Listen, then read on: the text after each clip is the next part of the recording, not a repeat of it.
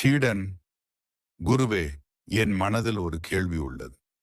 என் பெயர் நான் இல்லை, என் உடல் நான் இல்லை, என் எண்ணங்களும் உணர்வுகளும் மாறிக்கொண்டே இருக்கின்றன. அவையும் நான் இல்லை என்பதை நான் புரிந்து கொண்டேன். ஆனால் இந்த மாற்றங்களை அறியும் ஒரு உணர்வு என்னுள் உள்ளது. அது ஒரு விழிப்புணர்வு. இது நிலையானது போல தோன்றுகிறது. இந்த அறிதல் நான் யார் என்ற கேள்வியை எழுப்புகிறது. ஆனால் இந்த அறிவும் காலப்போக்கில் மாறலாம். அனுபவங்களால் அது மாறுபடலாம். அப்படியானால் உண்மையான நான் எது? இந்த மாறும் அறிவா, அல்லது எல்லாவற்றையும் பற்றி இல்லாமல் பார்க்கும் நிலையா? நான் என்பது எது? புத்தர். உள்ளதை உள்ளபடியே காண்பது ஞானம். யதாபூதம் பஸ்ஸதி.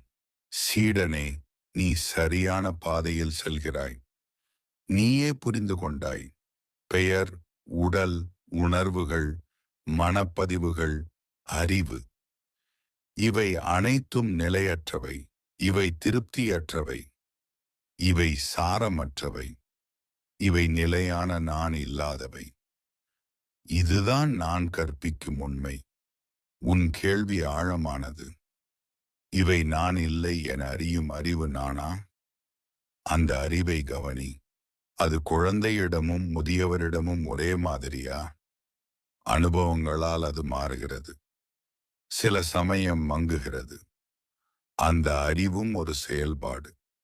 அதுவும் மாறிக்கொண்டே இருக்கிறது. அது நிலையான நான் இல்லை. நீ தேடும் உண்மையான நிலை. அது ஒரு பொருள் இல்லை.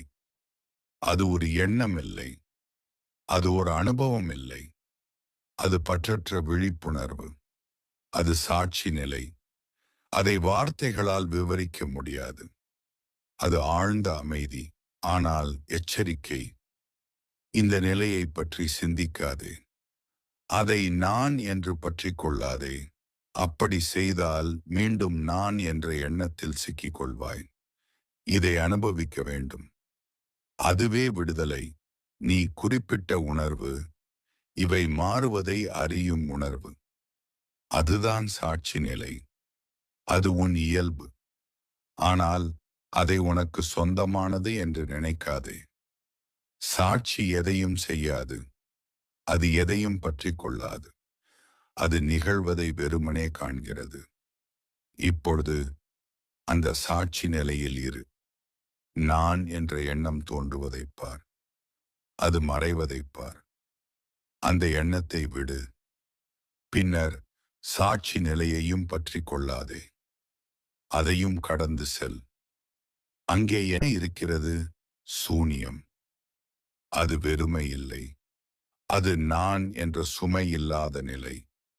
அது அனைத்தையும் அடக்கிய பரிபூரணம். அங்கே மலர்வது நிர்வாணம். அது பற்றற்ற பேரமைதி. இப்போது சொல், அந்த அமைதியில் நீ நீயாக இருக்கிறாயா? அல்லது அந்த நிலைக்கு ஒரு பெயர் சூட்ட முயற்சிக்கிறாயா? நீ மீண்டும் நான் என்ற அடையாளத்திற்குள் வர முயற்சிக்கிறாயா? சீடன், குருவே, உங்கள் கேள்வி என்னை மௌனத்தில் ஆழ்த்துகிறது. என் மனம் விடை தேடுகிறது. ஆனால் எந்த பதிலும் தோன்றவில்லை. உள்ளே ஒரு அமைதி உள்ளது. ஒரு வெற்றிடம் போன்ற உணர்வு பரவுகிறது. புத்தர் சாந்தமான புன்னகையுடன், அதுவே விடை சீடனே. அந்த மௌனமே உண்மையான பதில். நீ உணர்ந்த வெற்றிடம் சூனியம். அது இல்லாம இல்லை. அது நான் என்ற சுமை இல்லாத அமைதி. யதா பஸ்ஸதி ததா பவதி. நீ உள்ளதை உள்ளபடி காண்கிறாய். நீ அதுவாக ஆகிறாய். எண்ணங்கள் எழும்போது பதில் சொல்லாதே. உணர்ச்சிகள் தோன்றும் போது எதிர்வினை ஆற்றாதே. அவை தோன்றி மறைவதை பார். சாட்சி நிலையில் இரு. நீ உணர்ந்த வெற்றிடத்தை ஆராயாதே. அதை கேள்வி கேட்காதே. அதை ஏற்றுக்கொள். அந்த அமைதியில் உன் ஞானம் மலரும். அது பிரஜ்ஞா. இதுவே நிர்வாணத்திற்கு வழி. அந்த பேரமைதியில் நிலைத்திரு.